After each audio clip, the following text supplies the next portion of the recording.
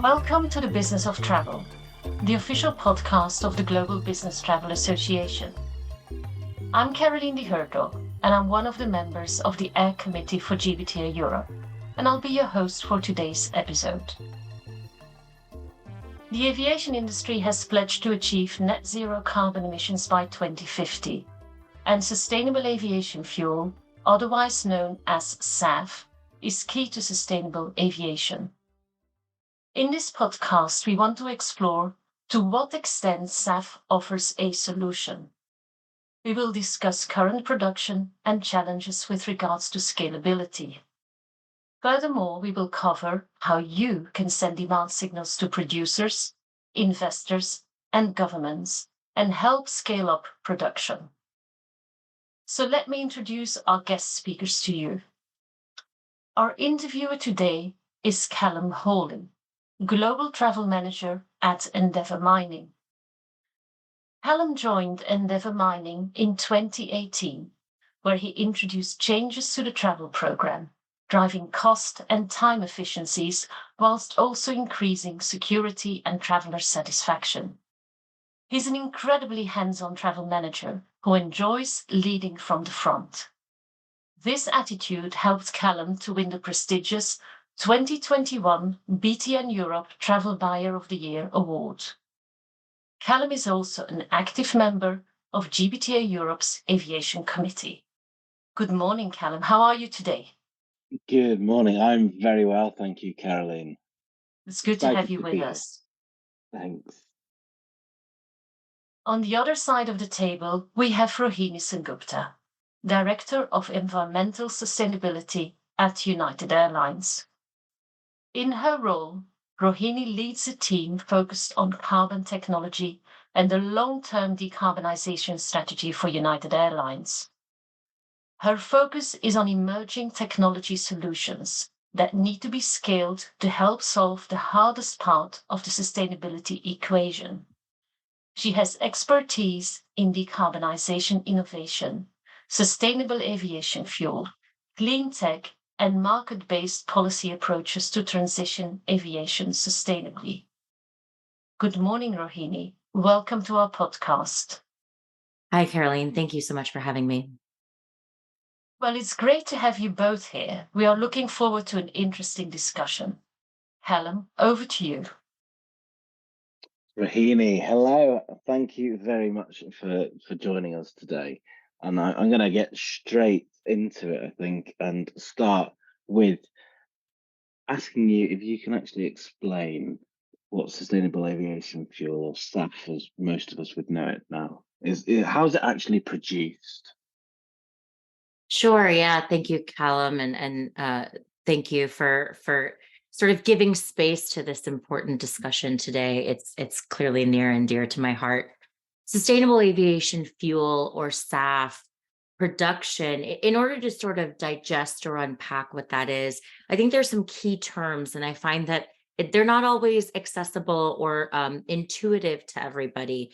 The most important term, and the piece of the SAF value chain that is kind of, you could say, doing most of all of the work, is feedstock. Okay. Feedstock is the material that is being used and converted into the fuel. And if you think about it as comparison to conventional jet fuel, which sometimes I always like to use as sort of a benchmark, if feedstock is the replacement or the alternative to the fossil petroleum crude. So the intent is to create a product that is indistinguishable from conventional jet fuel, but is made from something that is renewable or a sustainable material, a material that is organic and can photosynthesize. Now, keep in mind, another term for jet fuel, or a broader term for all refined fuels, is hydrocarbon. So you need hydrogen and you need carbon, which you have in organic matter. So to produce SAF, the first and foremost, you need to find feedstock. You need to find something that has carbon and hydrogen molecules, or in the future, what we might find is a way to create a synthetic fuel by combining individually carbon and hydrogen molecules, but I can get to that in a little bit. Essentially, yeah, we don't need to worry about 2040 when we've got a 2023, let's call it, problem to solve. So the feedstock first and foremost has to be aggregated. A good example is SAF we use today. A lot of that SAF is made from used cooking oil or UCO. And used cooking oil is obviously not something that is readily available in large million gallons, exactly, millions of gallon quantities. So the intent is first and foremost aggregating all of that. I live in Chicago. I know folks might be listening to this from everywhere, and Callum, certainly you are not here in Chicago. Um, No. but perhaps where you are, this exists too in Chicago. The alleyways, you have the dumpsters for trash, you have the dumpsters for recycling, and there's also dumpsters for what's called restaurant grease. And Right. so that there's an aggregation point there that's local, and then those become further aggregated. And so throughout the US, throughout Europe, and throughout um, even Eastern and Southeast Asia in some areas, there are aggregation points that collect the used cooking oil. So you've got something that is collecting your feedstock, and then it will go to essentially a biorefinery or some facility that can convert something in its raw form. And usually you will need things like hydrogen, you'll need catalyst, but it's very comparable to the way that traditional refining is, which is you are taking something raw and you are chemically converting it, or in some cases, you're even biologically converting it to a usable fuel material. So, really, depending on what you start with and your pathway there are different ways, but ultimately the intent is to always get to a neat SAF, a pure SAF molecule. Now, many cases, almost all cases, this production facility will not just make SAF. So the critical thing is that there are multiple products, and that's also similar to traditional refining. So, the way that SAF is produced in many ways borrows the scale. It is intended to Some borrow. existing infrastructure that exists, Exactly. isn't it, really? And Yes, that's exactly right. Yeah, go so ahead. the cooking oil, which I mean, I think many people sort of globally will be familiar with cooking oil as a fuel almost in itself. I remember there was a period of time where I think farmers in the United Kingdom were using something similar to cooking oil to fuel tractors That's right. and combines and things. And so it's just that, but on a far greater scale, and also that chemical manipulation, maybe if you say to propulse, give that propulsion for aircraft. I imagine it requires a far my chemistry is small, but I imagine it's slightly different to powering a car, powering a plane. Um, are there other Yeah. types than just cooking oil? There must be other feedstocks, or you spoke synthetic. Is that something that's miles away, or are we quite close to producing synthetic um, fuels that can aid this SAF production?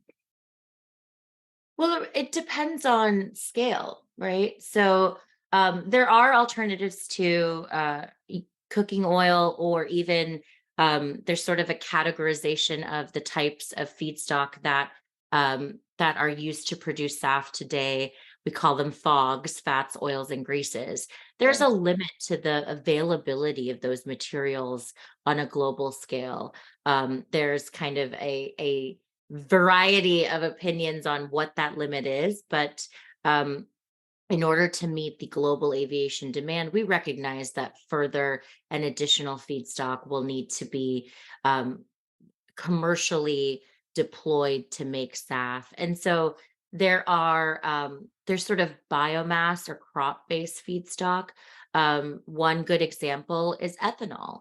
Ethanol Right. is made in large quantities today. There's about 17 billion gallons of ethanol available just in the US alone today. And ethanol can be converted to a jet molecule or to SAF. So that's a great example of something. Certainly there is today, in order to get ethanol, a conversion process from crops. But from there, you said it yourself, Callum, there's existing infrastructure. Well, there's existing production assets. So taking that and then going the next step to convert into SAF. Um, you talk about, then there's also things like woody biomass. There's looking at crops like cover crops. So there is certainly a large exploration to find sort of what is the next tranche of renewable materials that's available at a massive scale to be able to convert into SAF.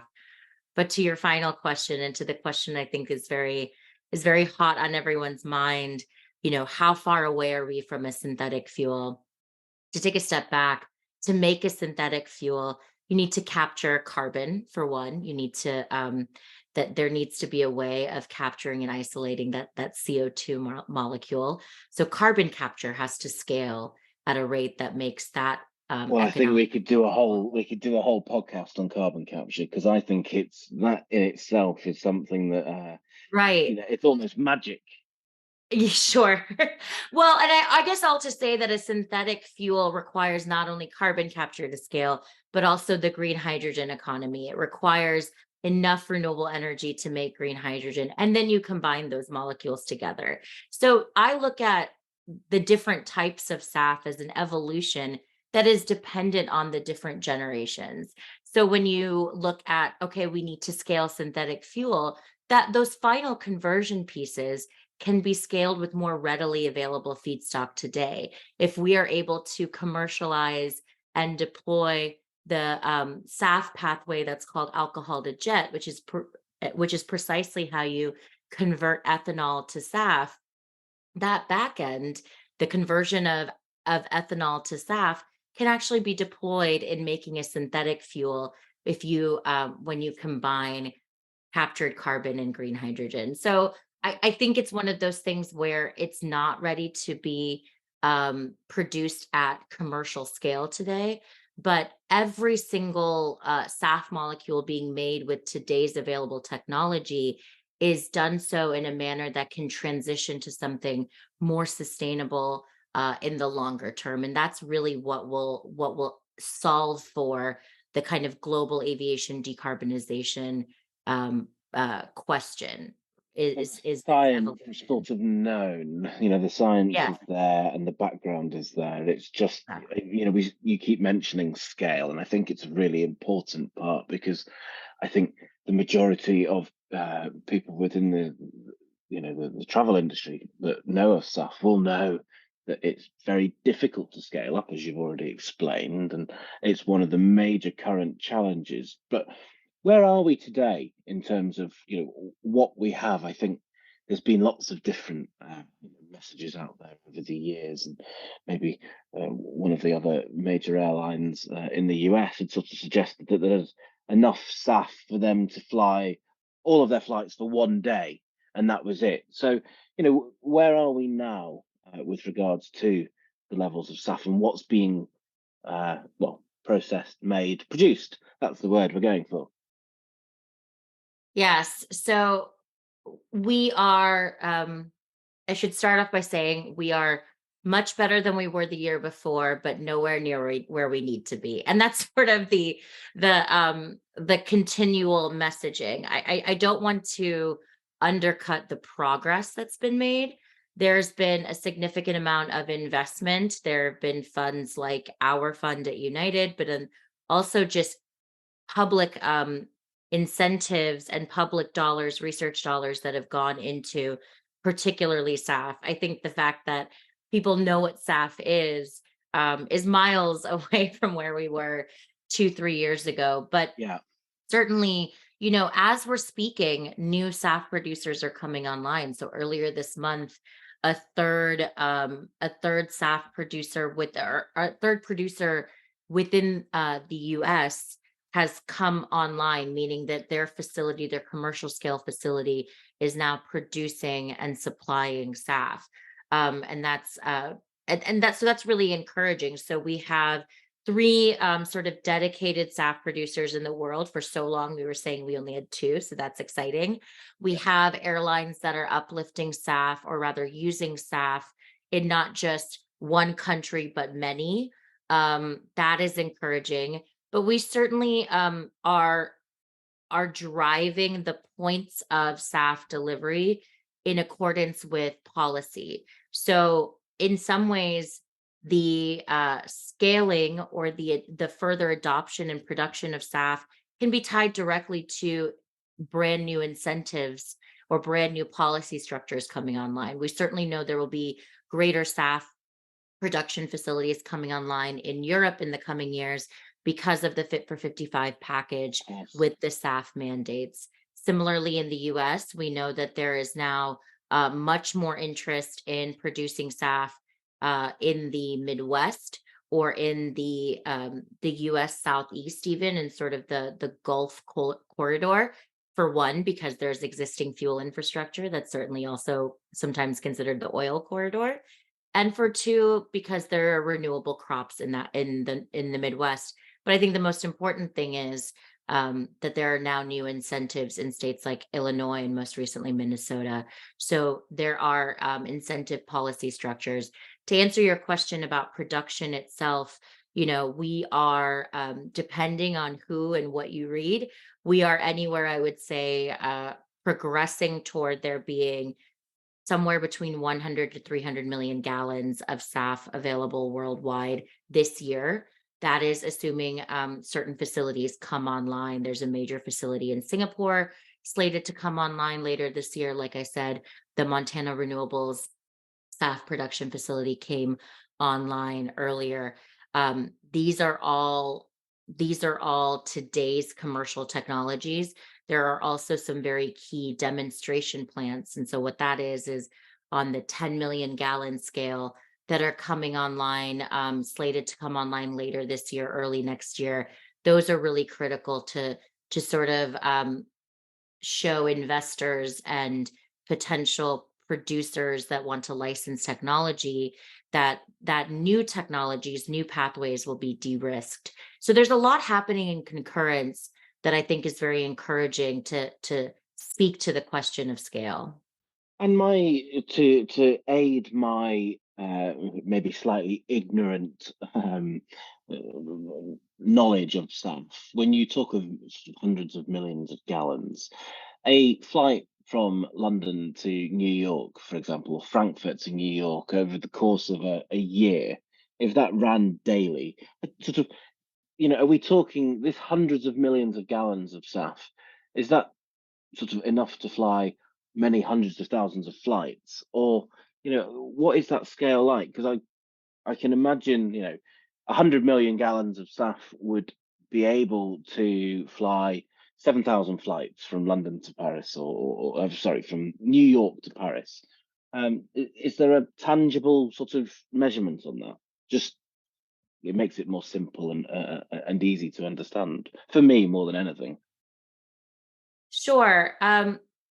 Well, for some context, what I will offer is that United Airlines alone used 4 billion gallons of jet fuel before the pandemic. So that's sort of indicative to the amount Okay. of fuel. I would say 130 million gallons, 100 million gallons. That's about 50,000 flights annually between Chicago and Denver. So Oh, that's wow, okay. kind of Okay. the scale that we're looking for. It is so dependent on on a lot of things, but I do think that, the way I sort of look at it is breaking through 100 million gallons is good. A really key inflection point, I think, will be when one airline is able to procure 100 million gallons, in a year, right? That will be large. Each airline right now is kind of looking in the 10 to 20 million gallon, 10 million gallon range. 3 years ago, we were all talking about 1 million gallons. So there are orders of magnitude that are being pursued here, but certainly the intent is to keep that scale going, and it quite frankly does need to be exponential at this rate. And well, yeah, absolutely, because we are all working towards achieving net zero targets, regardless of what industry and what country you're in. And obviously, SAF is a part of that. It's an important role in it. But I'm just thinking of are there new and other solutions sort of expected this year and beyond, and sort of next 5, 10 years, which will work in tandem with SAF in order to reduce and work towards those net zero targets um, as we go forward? Yeah, I mean, the way that I look at it is you have to always reduce the fuel you use first before you explore a very nascent market to replace it, right? So, Yeah. um, jet fuel is 98% of an airline's greenhouse gas emissions. So it is the crux of the problem. To reduce fuel, of course, there are several levers to increase fuel efficiency in sort of commercial airline operations. For one, new aircraft. So the new aircraft that we are seeing from major kind of mainline, so talking narrow body, wide body, short, medium, long haul travel, anywhere from 17 to 23% fuel efficiency per seat over the aircraft it's replacing. And that's Also, based on, sorry to interrupt you, though, that's based on sure. jet fuel. Uh, Correct. and so Yes. then SAF is the additional part to that. Yes. Yeah. So it's sort of what do you reduce, and then the SAF piece. So Great. so there's a lot that can be done in terms of new technologies or new um adopting or including new aircraft into your fleet. After that, we still will need liquid fuel. Liquid fuel is the most energy efficient and energy dense product, maybe under the sun, but certainly that can is light enough to go into an aircraft. Of course. Um, so so that is really about replacing the liquid fuel that we use that's currently coming from a fossil petroleum molecule with something coming from renewable. Today, today's SAF is available in many ways because it is made as a byproduct in certain cases for facilities that are producing renewable diesel. We will, over the course of the next few decades, have to create dedicated SAF facilities. And I think that is the change we're starting to see right now.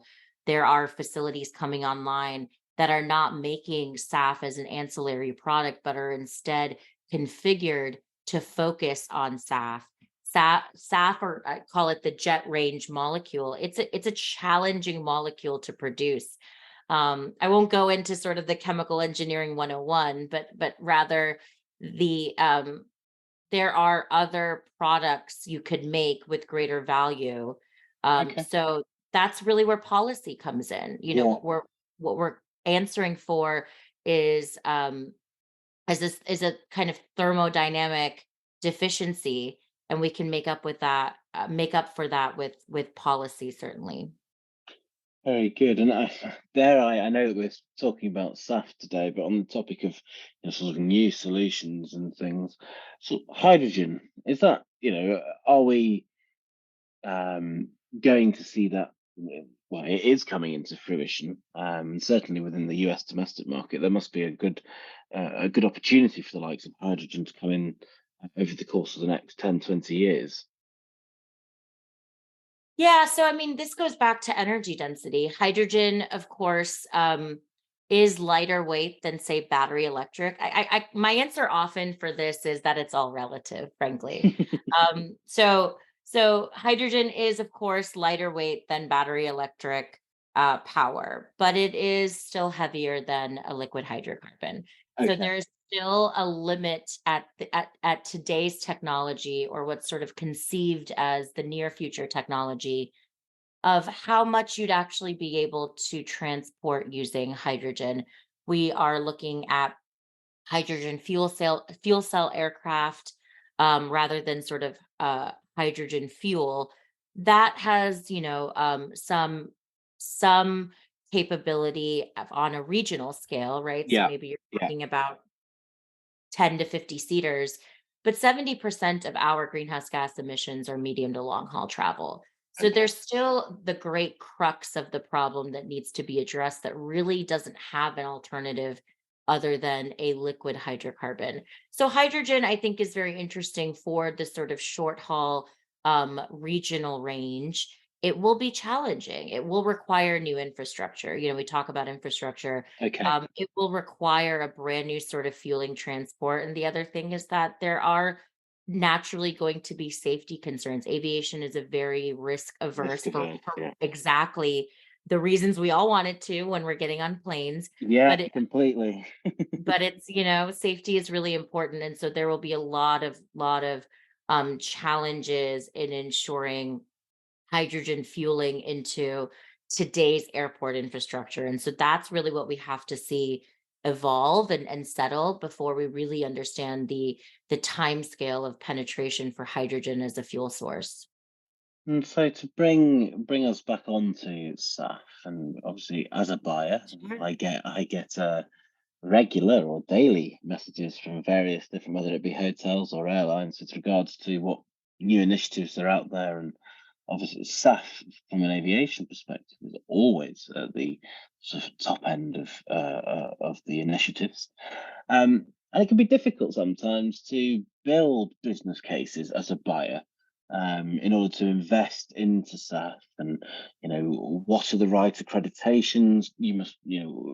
Can you be sure that it's maybe green energy that's going into creating SAF, etc. So you got any tips for buyers that are looking to build those business cases when it comes to investing in SAF, putting it into their policies, that flights, we're maybe a short while off policy driven SAF initiatives from a buying community, but it's right around the corner. It's not very far away at all. So just some tips from an airline side, I think, maybe. Sure. Well, first of all, I'm very encouraged that you're getting so many questions about SAF. I always love hearing that because it wasn't so long ago that people everywhere were asking me what is SAF. So I think that that's always really great. I think we've moved Um, from offsetting to sustainable I love that. aviation I love fuel. that. So great. I love that. It doesn't roll off the tongue, but we're working on it. So yeah, there's a lot in this space, right? And in fact, it's such a timely question because it is truly the one I get all the time. And we've had some experience in just even the discussions with our corporate customers and sort of our colleagues across various sectors. I would say that for one, it is from a macro sense, it is about a clean energy transition. So it complements what many of these corporates are looking at in their existing portfolio. Um, to the extent that they're transitioning to renewables, this complements that and in fact is even part of the larger value chain. Secondly, it is an investment in over time, something that will reach economies of scale. So rather than paying a set amount every single year for offsetting, and that will be in perpetuity, it's actually paying, investing. I mean, it's truly investing, right? It's investing in a solution that over time, as it scales, will be more cost effective. And what we hope is eventually will reach parity with conventional jet fuel. So it will just be part of how we fly. And that's really, I think, the value proposition that there is an opportunity for all stakeholders and all sectors that depend on air travel to work together to sort of jumpstart this discussion of scale, and accelerate to a place where we have a lot more steady supply at a much more reliable cost, even than fossil petroleum jet, frankly, which is pretty volatile on the cost side. So that's really I think they're I think. very helpful, very, very helpful tips, to be honest. And the most important part, which aspirations you have to reduce Exactly. emissions, and we all do. So, Rohini, thank you so much for that. That was fantastic, and hopefully we can continue the conversation at some point in the not too distant future. I look forward to it. Thank you, Calum. Thanks, Rohini. Thank you so much, Calum and Rohini, for an interesting debate. You have been listening to The Business of Travel, the official podcast of the Global Business Travel Association. For more information about GBTA and its work, visit gbta.org. And be sure to rate and review us wherever you get your podcasts. Until next time, thank you for listening.